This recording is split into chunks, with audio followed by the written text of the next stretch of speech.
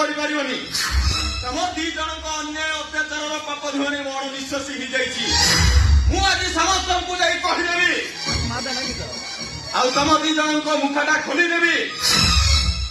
ଦିଦି ଆଉ ତମେ ମିଶି କିରଣ ଭାଇକୁ ମାରି ଦେଇଛ ଆଉ ସେ ତିନ୍ମୟ ଗୋସାଇଟାକୁ ତମେ ଫସାଇ ଦେଇଛ।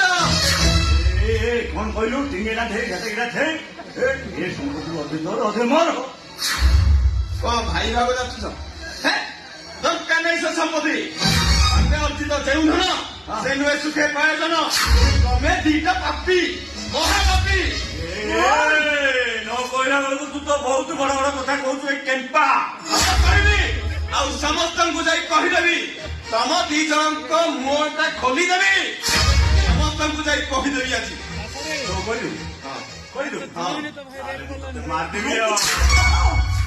ଏଇଠି ମାରିଦେବି। ମାରିଦେବି।